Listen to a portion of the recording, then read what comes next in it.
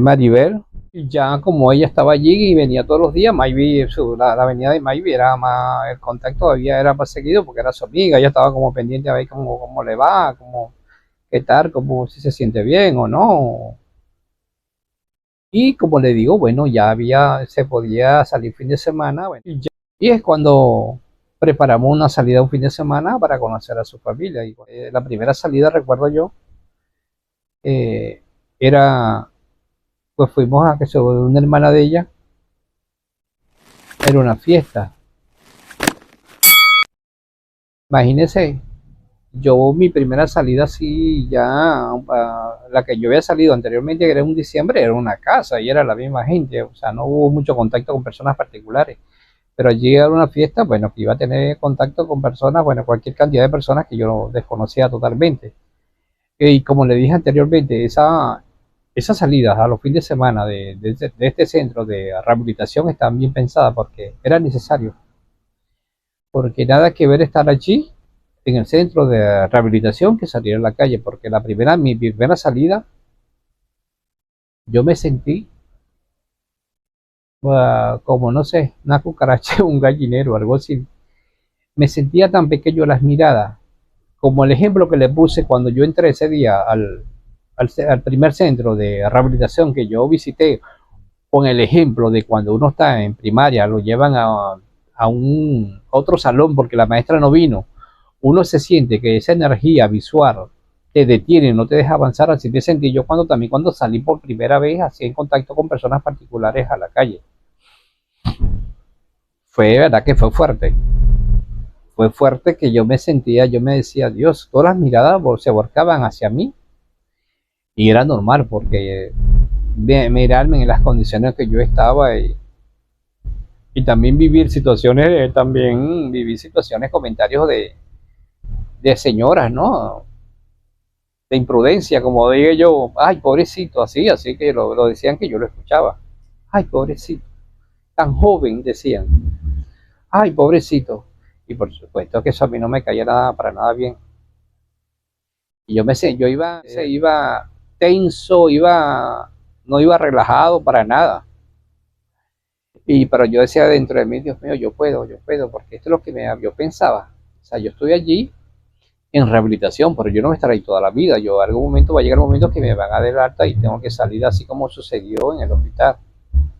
Y esto es lo que yo voy a vivir, esta va a ser mi realidad cuando yo salga de allí. Tengo que empezar a enfrentarla desde ya, porque se supone que me estoy rehabilitando y esto es parte de la rehabilitación y tengo que hacerlo sí o sí. Yo había dicho que aquella vez que me quedé solo fue mi primera prueba de fuego, pero esta yo creo que no, esta fue el triple, esta prueba fue más fuerte que aquella, porque aquel entonces yo estaba solo. Acá no, acá estaba rodeado de personas particulares donde la mirada no, te fusilaban que uno no sabe, uno quiere como desaparecer en ese momento o tragarme tierra, y porque otra cosa, yo no podía moverme. Pero sin embargo, las personas que estaban conmigo allí eran muy consideradas, ¿no? Porque como yo no tenía silla motorizada, yo tenía una silla común y yo para moverme era imposible. Entonces yo decía, bueno, Francisco, dime si te quieres ir o qué hacemos, te movemos para allá. Yo no, estoy bien, pero ese bien era de la boca para afuera, ¿no? Pero por dentro estaba tenso, no estaba relajado, estaba bastante incómodo. Pero bueno, pero era parte de la rehabilitación y tenía que enfrentarlo, porque algún día o sea, me iba a tocar y era la primera vez y tenía que hacerlo. Y mucho más yo, que cuando estaba ya, por eso que lo digo, una cosa era ya estando en el centro de rehabilitación, convivir con los muchachos en las condiciones que ellos estaban y otra cosa allá afuera. Y yo siempre conversaba con ellos y cuando nos reuníamos. Bueno, yo creo que yo era el menos indicado para decir que me sacaran de allí, eh, que no, que me voy, no, porque recuerda que cuando yo conversaba con los chicos allá, los muchachos yo los motivaba y se supone si yo era el que los motivaba, para mí era como un compromiso, era una obligación mantenerme allí y superar esa situación. Y por eso me mantuve, como quien dice, me mantuve firme. Y no, y creo que era el deber ser. Hice lo que tenía que hacer. Siguieron pasando los meses, yo allí. Seguí saliendo de permiso los fines de semana, siempre ya era se hizo una costumbre salir los fines de semana, bien sea salía para la familia de Maybe, para hasta llegó el momento que conocí a su mamá.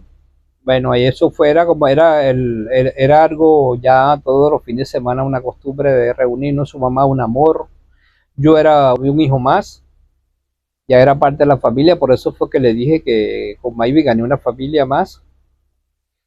Y yo fui un hijo más de allí, de los que ya estaban, y en verdad que así fue el trato de la señora Hilda. Ella estaba ahora muerta, Dios la tenga en la gloria. Ella para mí fue, bueno, una madre más. Tanto amor que me brindó, bueno, nada más no ella, todos los hermanos de Maybe, hermanas, todos. Ya Maribel, ya se hizo parte también de toda esa salida y salíamos, ella ya no era nada más en el hospital, sino que también me acompañaba a la salida, si teníamos que ir para donde fuera de Caracas, ella estaba allí, también se integró.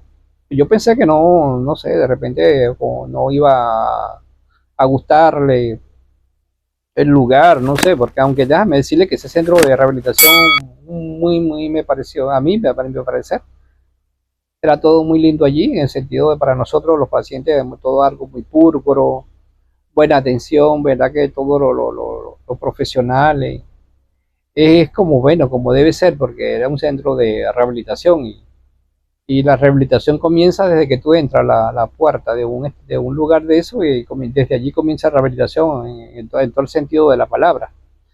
Desde la enfermera, porque la rehabilitación no es solo la parte física, psicológica, también el trato de la enfermera, cómo te tratan, porque son con las personas que uno tiene más contacto a diario, pues son con las enfermeras. Eso es a diario que mayor contacto que tú tienes con ellos, con la fisioterapeuta, o en este caso la terapeuta ocupacional. Eso eran 1 hora, 2 horas, pero en cambio con las enfermeras no, era casi todo el día. Y entonces para mí me pareció que fue muy bueno y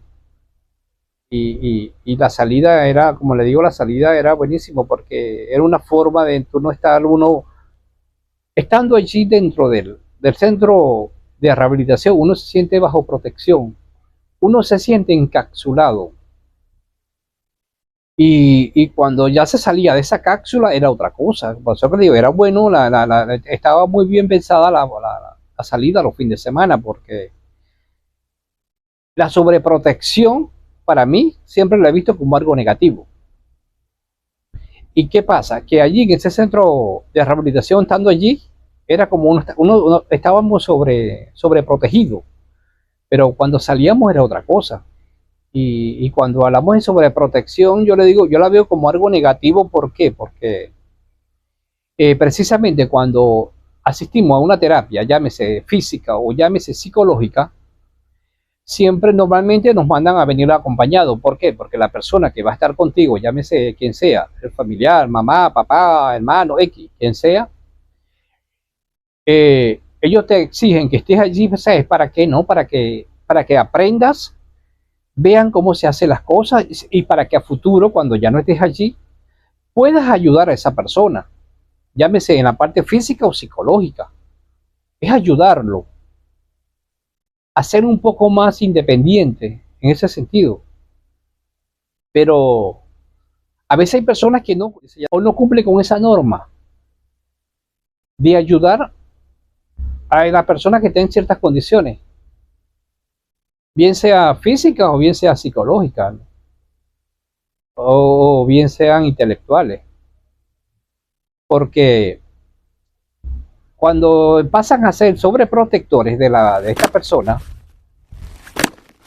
si ellos sin darse cuenta se convierten en una persona con discapacidad igual que la que tienen al lado. ¿Por qué? Porque quieren hacer todo por esta persona que se convierten ya en una persona con discapacidad, o sea, es decir, no pueden salir porque tengo que hacerle las cosas a fulano, no puedo moverme muy lejos porque ya tengo que dejar a fulano, tengo que hacer esto porque no, ya no puedo, porque si me invitan no puedo ir para acá por esto, y ya, cuando te pones a ver, esa persona se convierte en una persona con discapacidad totalmente. ¿Por qué? Porque no ayudaste a esta persona que si yo no voy a estar por unas horas, mira, te voy a dejar esto acá, te voy a enseñar, vean acá, vamos a hacer esto, vamos a hacer aquello, esta cosa mientras que yo no te lo voy a hacer de esta forma. O vamos a buscar la forma de cómo hacerlo. Eso es bueno. A mí me gusta cuando me hacen sugerencias de que, mira, y se hace esta cosa así, o si te lo dejo acá, pues yo veré, no, aquí no, vamos a subir un poco más, vamos a ponerlo para acá porque es bueno. Eso te hace más independiente. Entonces, por eso que yo te digo que yo digo que mi opinión personal, que la sobreprotección es negativa de cualquier punto de vista. Y en cualquier contexto es negativa, porque no ayuda, lo contrario. Haces a la persona que tienes a tu lado, que está en ciertas condiciones, la hace más dependiente, la atrofia más, y esta persona que está allí llega el momento que ya si tú no estás, no puedes hacer nada, no avanzas, no te sientes que te queda, sientes que no puedes hacerlo, cuando la intención no es esa, la intención es que la persona que tengamos al lado nos ayude a ser más independientes. Y no que la persona que tengamos al lado se convierta en otra persona más con una condición. O sea, es decir, dos personas con discapacidad. Ese es mi punto de vista. Y esto no lo digo con la intención de que se deba descuidar a estas personas, no, porque yo creo que particularmente que nosotros logremos alguna independencia, sí o sí siempre vamos a necesitar de alguien. Sí, si lo hacíamos anteriormente, cuando por en mi caso que estaba completo, con 2 brazos y 2 piernas, ahora mucho más. Porque a veces yo quiero hacer cosas que yo digo, bueno, yo porque tengo que ocupar a otra persona cuando esto es algo tan fácil, lo veo tan fácil, pero...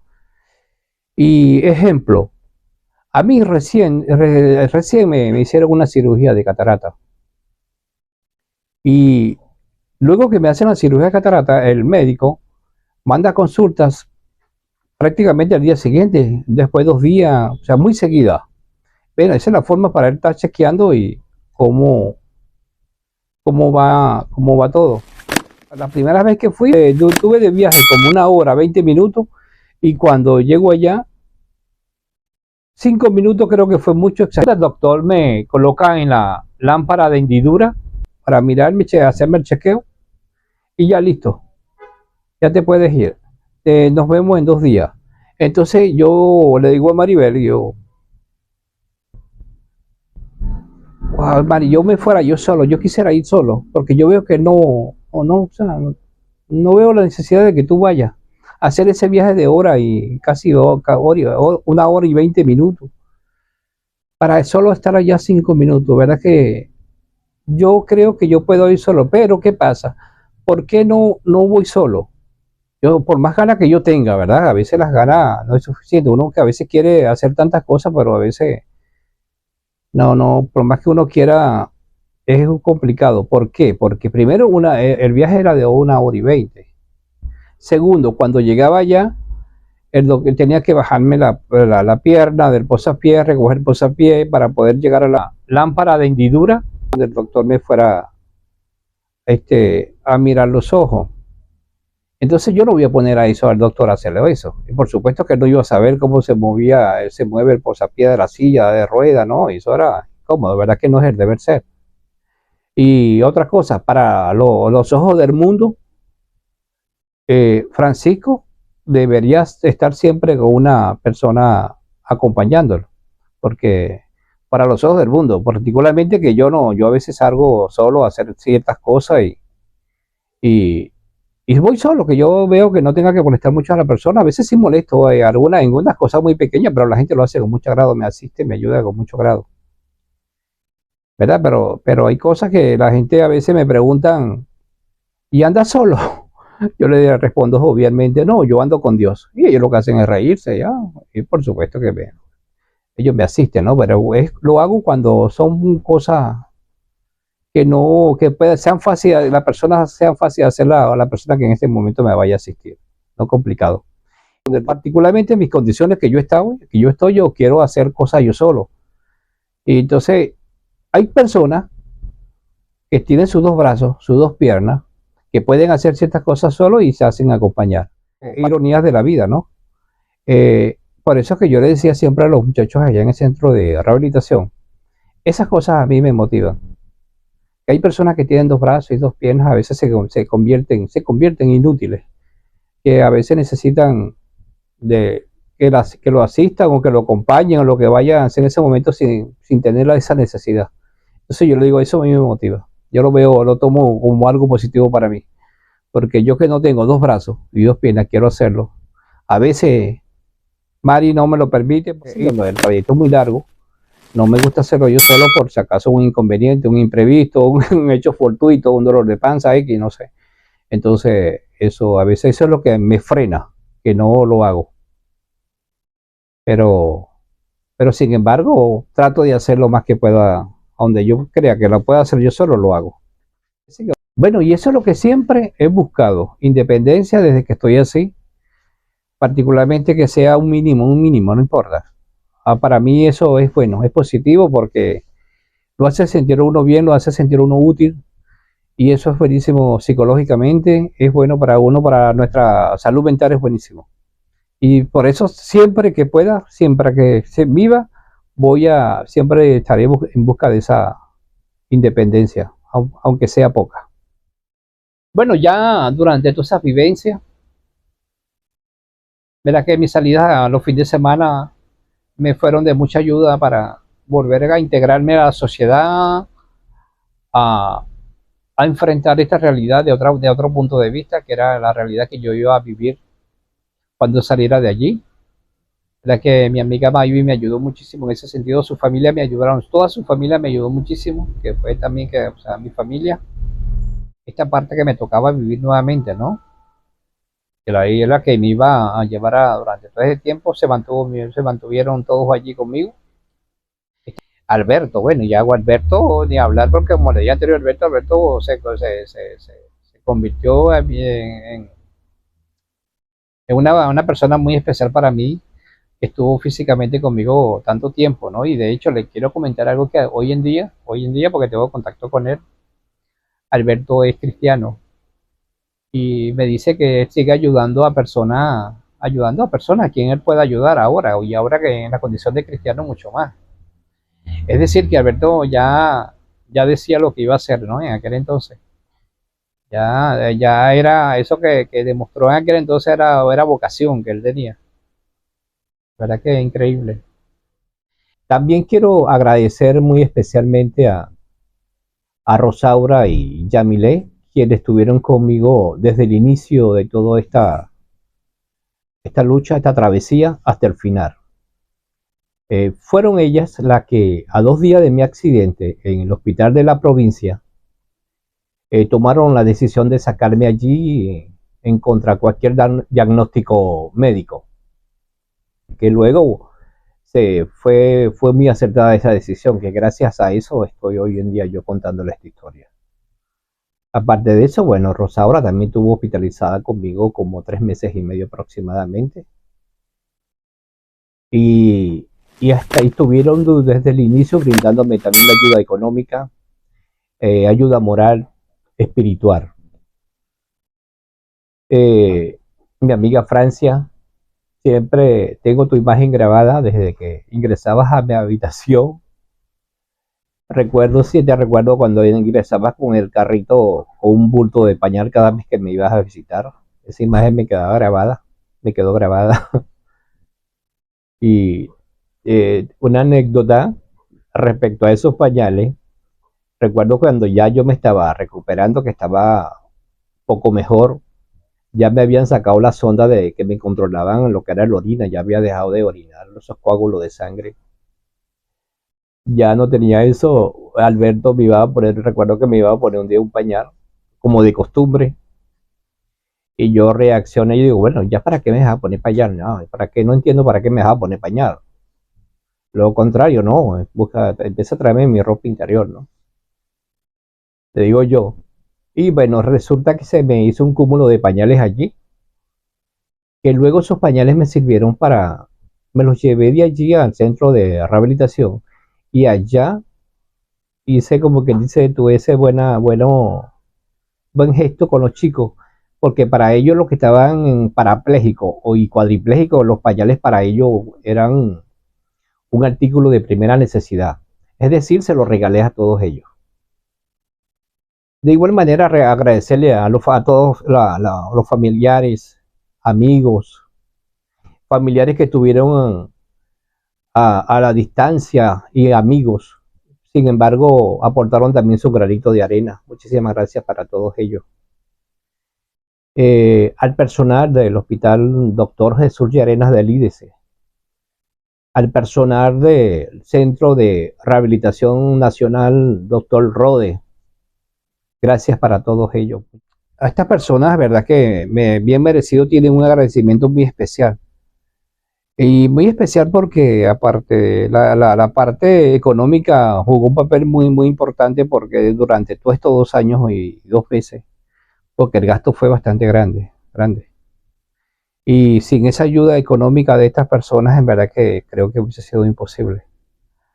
Porque también les comento que yo con este accidente yo no fui indemnizado. ¿Por qué? Yo a veces yo mismo no tengo la respuesta. Todavía la busco, ¿no?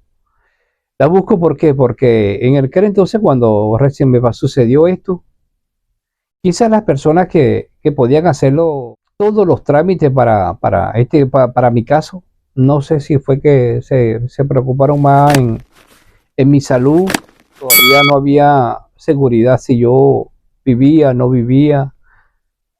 Se focalizaron mucho en eso y yo, bueno, en las condiciones que yo estaba al comienzo, yo no estaba en condiciones de estar pensando en eso. Y cuando ya yo comienzo a tener un poco más de tranquilidad, digo yo, de tranquilidad a los 6 meses, verdad que yo por mi mente no pasaba nada de eso, mi mente, verdad que tuve una laguna mental respecto a eso. Yo creo que ni pregunté, y luego que salí de allí, que me dieron el alta, entonces me retiré un poco más del lugar, porque eso me pasó en una provincia, me sucedió el accidente en una provincia a 4 horas de la capital y luego me alejé mucho más. Y en verdad que no tengo respuesta, no sé qué pasó. Y que cuando llegó la oportunidad, después de, no sé, 8 años, porque que alguien, un abogado me dijo, me preguntó, me tocó el tema y esto legalmente tiene una vigencia de 10 años. Y aquel entonces el abogado, obvio, para él viajar al lugar, hacer las investigaciones pertinentes, necesitaba plata y yo no tenía en ese momento, verdad que no tenía como para brindarle esos medios económicos para que él pudiera hacer todas esas investigaciones pertinentes. Así que, en verdad que no, yo no recibí ninguna indemnización, que muchos creerán que yo lo recibí, no lo hice. Creo que hubiese sido muy buena compañía en el momento que salí de la que me dieron el alta, porque yo quedé en cero, a comenzar como una nueva vida en estas condiciones sin tener una planificación establecida, sin saber qué iba a hacer, cómo lo iba a hacer.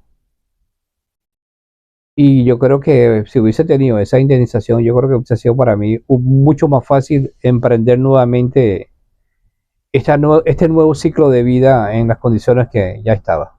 Pero eso no fue motivo de yo quedarme sentado en casa a que me atendieran o a que yo no podía hacer nada. No, eso no fue motivo para mí, eso es lo contrario. Yo siempre he dicho y se lo decía a los muchachos, yo no tengo mis brazos y los tengo. Yo creo que las personas que yo veía a veces con 2 brazos y 2 piernas, como lo dije hace un momento, se los dije, eso para mí me motivaba. ¿Por qué? Porque ver a una persona con sus 2 brazos y 2 piernas y tener un comportamiento como o ser un parásito, yo decía, no, yo no tengo mis 2 brazos, pero gracias a Dios mi mente aún funciona. Y yo creo que eso es lo importante. Yo siempre me daba ánimo de esta forma, ¿no? Era una forma de darme ánimo. Nosotros estamos hechos de cuerpo, espíritu y mente. Yo decía, el 50% es la mente, 25% cuerpo y 25% espíritu, decía yo, ¿no? sea, si el 25% es cuerpo, yo perdí dos brazos y perdí una pierna. Aún me queda, creo que me queda, no perdí mucho. O sea, sumaba el 50% de mente y el 25% de espíritu, da un 75%. Y me quedaba de cuerpo como todavía un 20%. Yo decía, no, ahora es que tengo. Ahora es que me queda. Yo decía, no, con esto camino lejos. Pues tengo bastante. Me quedó bastante. Y doy gracias a Dios porque por haberme, en primer lugar, haberme dejado con vida, con todo lo que sucedió y también porque fue Dios quien me dio esa fortaleza, me dio esa paciencia, esa tolerancia, resiliencia, porque sin su ayuda en verdad que había sido posible, aparte de la ayuda que ya me habían brindado las personas que estuvieron conmigo desde el inicio hasta el final. Y en verdad que hoy en día estoy con ustedes compartiendo, estoy acá compartiendo con ustedes esta historia un poco difícil, ¿no? Que no se la recomiendo a nadie. Pero tomé la decisión de revivir esos momentos tan difíciles y tan dolorosos con ustedes porque sé que también hay muchas personas allá afuera. Tanto le ha correspondido vivir momentos difíciles y verdad que... Y lo que tenemos que hacer siempre es buscar, como lo dije en los videos, durante toda esta historia, buscar la parte positiva que son los que nos va a alimentar, nos va a dar la fuerza de continuar adelante. Eso es lo que nos alimenta. Y lo digo y lo hago con esta intención, espero que les sirva a estas personas o muchos que, no, que tengan un familiar y le lleguen este mensaje, que se puede seguir viviendo, se puede seguir hacia adelante. Solo tenemos que poner un poco de nuestra parte, apoyarnos en Dios, que estoy seguro que Él le va a dar esa fortaleza, nos va a iluminar, le va a indicar ese camino que deban continuar, porque la vida continúa, como se dice por allí, y vale la pena seguir viviendo estas bondades que nos brinda la vida, esas cosas lindas que nos brinda la vida, que es lo que nos va a ayudar a continuar. Así que yo espero que esta historia le, le, le, le haya servido de motivación, de inspiración, para que ustedes también, aquellas personas que estén pasando por una situación parecida, puedan continuar adelante. Y a los familiares que tienen una persona en una situación parecida, que los ayuden, ayúdenlo, no lo sobreprotejan, que los ayúdenlo a enseñarle a hacer las cosas. Y también les digo a las personas que están viviendo la situación, ustedes también tienen que ayudar a sus familiares. ¿De qué forma? Nosotros cuando estamos así, nosotros tenemos que dar el triple de lo que dábamos antes cuando estábamos en sus dos piernas y dos brazos, si en el caso es que no me sucedió, o es un accidente o por los motivos que haya sido. Porque no crean que las personas que estamos en estas condiciones, yo tengo la excusa perfecta porque yo voy a sentarme allí para que me hagan todo, porque yo no tengo brazo, yo no tengo pierna. Y entonces creemos que la persona que tenemos a nuestro lado está en la obligación de asistirnos en lo más mínimo. Y qué equivocado estamos. Sabes, cuando actuamos de esa forma, hacemos un daño inmenso a la persona que estamos al lado porque no ayudamos en nada, pues si no lo hacemos un daño porque nos convertimos en una carga. Y esa persona llega el momento que pierda la paciencia, pierda, no sé, como ser humano que es, llega a un límite. Porque nosotros tenemos que dar el triple para que esas personas que tengamos al lado se mantengan esas ganas de ayudarnos y no nos vea como una carga, lo contrario. Quizás nos miren con admiración, así sea nuestra propia, particularmente que sean las personas que tenemos al lado. Y sabes que cuando las personas nosotros hacemos que esas personas nos vean con admiración, no nos vean como una carga, a esas personas nos van a querer ayudar muchísimo más de lo que nos están haciendo con nosotros. Pero si hacemos todo lo contrario, ¿sabes qué va a pasar? Todo eso el efecto va a ser muy negativo de las personas que tienes a tu lado. Este accidente para mí, verdad que fue un cambio muy radical, porque luego de yo ser un Francisco muy activo, como le comentaba en una de las etapas anteriores, que trataba de cumplir con un 50% de independencia, porque como lo dije, nadie es independiente al 100%. Pasé a ser un Francisco, si se quiere decir, más pasivo, sin perder mi esencia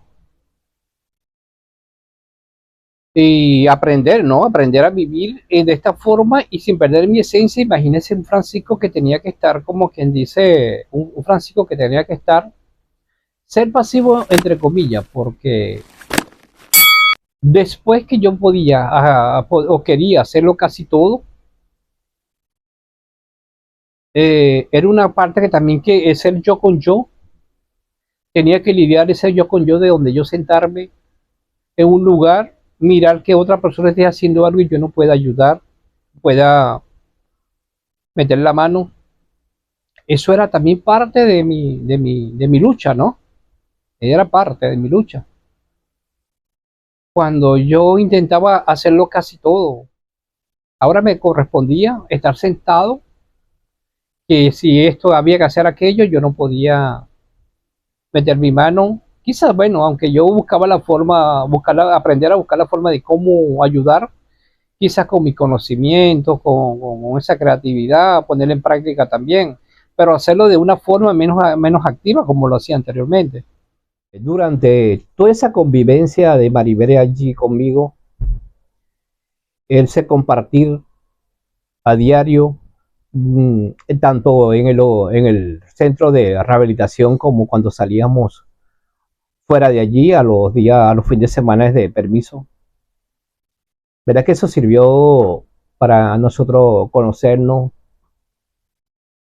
Ver quizás que en cada uno las cosas que teníamos en común, ver la capacidad de emprendimiento que tenía cada uno. Y se fue tejiendo ese conocimiento de ambos durante todos esos meses, que a la final de eso conllevó a una relación sentimental a futuro. Yo quizás cuando decía en aquellos días que tuve los días sin una persona en particular, le pedía mucho a Dios, y yo me enfoqué más en buscar la parte humana. En verdad que creo que Dios me escuchó, porque Maribel no me andaba buscando, yo tampoco no la andaba buscando, pero bueno, Dios me escuchó esas plegarias y como con aliada a mi amiga Maybe, hizo que Maribel y yo nos encontráramos. Particularmente que no era el lugar apropiado cuando uno conoce a una persona o cuando a futuro se inicia una relación, pero Dios así lo quiso, nos puso en ese camino para que nos conociéramos y a futuro perder una relación sentimental que a ver que nos reparaba la vida, si en verdad lo que tanto nos habíamos conocido allí era suficiente para nosotros mantenernos en el tiempo. Y le comento que bueno, ya Mari y yo tenemos 26 años, ahora ella es mi esposa y tenemos 26 años juntos, luchándola. Pero con Maribel, con esta relación con Maribel, también gané una familia, gané otra familia. Porque ya Maribel tenía una familia de 3 hijos y una de las cosas que teníamos en común, éramos de la misma provincia, casualmente, con una diferencia de lugar de residencia como a 1 hora y media de distancia, pero estábamos en la misma provincia. Y con Maribel gané una familia de 3 hijos. Al pasar el tiempo, en esa familia se fue reproduciendo. Tanto así que hasta el momento han nacido 4 nietos. Los menciono de mayor a menor: César, Valeria, Valentina y Andrés. Andrés, cuando empezó a conocer esta historia, verdad que se conmovió mucho y me dijo, abuelo, ¿cómo me hubiese gustado estar allí presente para prevenirte de ese accidente y no hubieses tenido que vivir tú esos años de dolor? Y también me manifestó que él quería participar en este video para él dar como una reflexión, ya conociendo de esas vivencias que yo tuve y ya que me conoce, convive con nosotros y ya él tiene 9 años, y entonces él quiso hacerlo. Y yo por supuesto que le dije que sí, papá, si lo vas a hacer. Eso me agradó muchísimo, ese interés de que él tuvo cuando me dijo eso, verdad que me gustó muchísimo. Yo por mi mente no me pasaba, eso fue idea de él. La verdad que eso no lo tenía yo previsto. Eso fue su idea y por supuesto que la apoyé y me gustó. Me fue de mucho agrado. Así que acá les voy a presentar a mi nieto Andrés, que él va a compartir con ustedes también esa reflexión. Acá le presento a mi nieto Andrés. Yo hacía Andrés, particularmente el accidente que tuvo mi abuelo lo inspiró a seguir luchando. Con el apoyo de mi abuela, de nuestra familia, lo ayudó como a ser una meta que él se propuso. Inspiró a más personas a no rendirse y a seguir luchando. Gracias, papi. De nada. Gracias, te quiero. Gracias. Gracias. Estas son cosas que me inspiran, me motivan y como le comento en el video, siempre creo que vale la pena seguir viviendo porque estas son las bondades que yo le hablo que nos brinda la vida. Verdad que esta experiencia para mí con ellos ha sido muy hermosa, y que esas personas que están pasando esa situación parecida, creo que no vale la pena perderse todas estas cosas hermosas que nos brinda la vida. Verdad que yo una vez más, gracias Dios, agradecido, muy agradecido y lo muestro de esta forma, el agradecimiento lo muestro viviendo de una forma agradecido, alegre, siempre focalizado con lo que tengo, mirando lo que tengo y no aferrándome a lo que no tengo. En verdad que de esa forma trato de ser feliz y para mí una vida medianamente normal. Y bueno, y así comencé mi lucha, luego por supuesto con el apoyo siempre de Maribel. Maribel ha sido para mí un, un gran apoyo, porque ya ahí no era yo Francisco solo, éramos los dos. Y yo, verdad que me gustaría que hay muchas cosas de aquí, después de que salimos del hospital, ese nuevo ciclo, muchas cosas, muchas vivencias, tantos años de vivencia, de proyectos que nosotros pudimos, iniciamos, finalizamos, tantas cosas que hemos hecho, que son cosas que ya aquí, verdad que no soy solo yo el protagonista, ya aquí pasa, ya Mari es protagonista conmigo, somos dos, y sería bueno que a futuro ella se animara y nos sentáramos los dos frente a una cámara a contar todos esos años de vivencia, pero en verdad que salimos adelante, o hemos salido adelante. Bueno, esa fue la forma que Maribel llegó a mi vida, que muchas personas a veces se preguntan. Bueno, acá ya se lo hacemos saber. Esa fue la forma que ella llegó a mi vida. Bueno, llegó el día de que me dieron del alta. Ingresé en agosto y llegó el día de ya el alta. Justo en el mismo mes de agosto, ya hacía un año,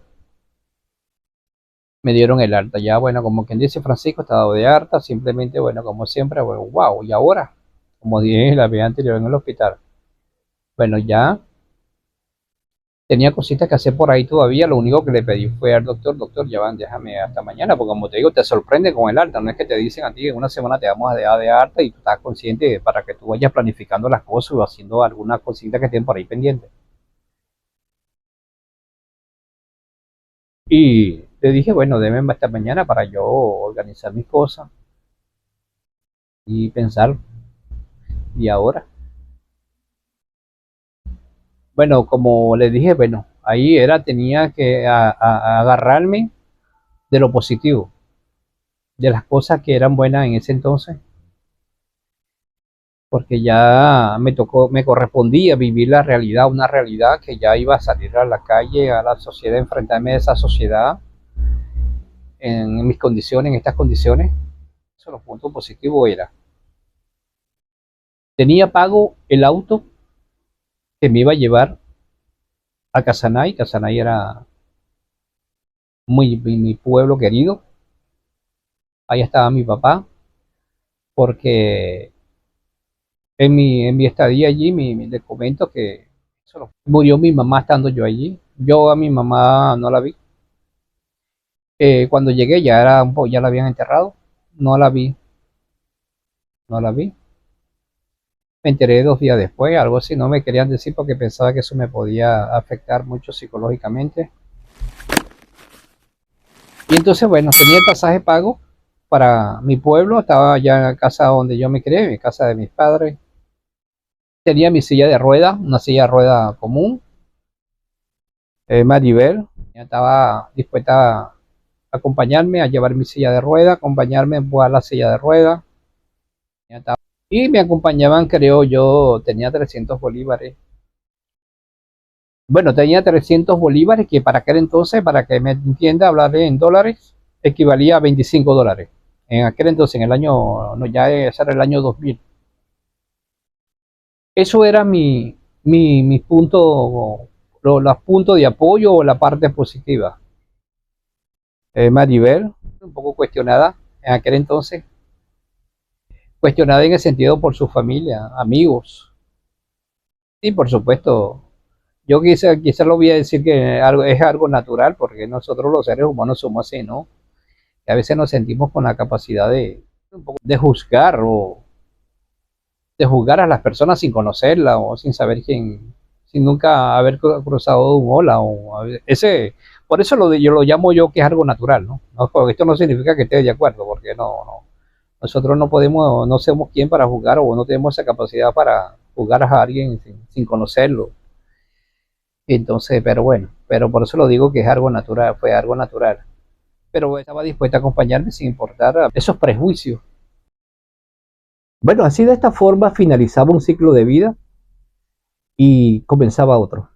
Nos íbamos a enfrentar a este mundo en estas condiciones y en la mano de Dios, como siempre, y buscando todos los puntos positivos que hubiésemos tenido en ese momento. Y esto para los dos era un desafío. ¿Por qué? Porque nosotros no sabíamos, no teníamos una planificación establecida para qué íbamos a hacer, de qué forma, con qué nos íbamos a encontrar, de qué tantos obstáculos teníamos que superar. Pero con la convicción vamos a hacerlo, y siempre con ese positivismo por delante, que es lo más importante, y siempre buscando lo que parecía adverso, buscar las oportunidades que hubiese allí, o sea, sin el temor que podíamos perder, lo contrario. De ahí creo que a nosotros emprender este nuevo ciclo de vida, yo creo que teníamos mucho más que ganar que perder. Y bueno, ya de igual manera quiero compartir con ustedes esta reflexión que es muy cierta, ¿no? Y acompañada con una moraleja que me parece muy acertada también.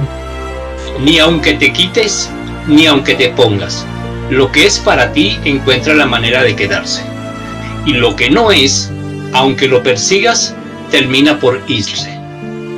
Es decir, a veces queremos forzar puertas, adelantar tiempos o retener personas y oportunidades que simplemente no estaban destinadas a caminar con nosotros. Pero la vida, guiada por la voluntad de Dios, tiene un orden perfecto. Lo que es para ti no necesita máscaras, ni luchas desesperadas, ni sacrificios que te rompan el alma. Llega en paz.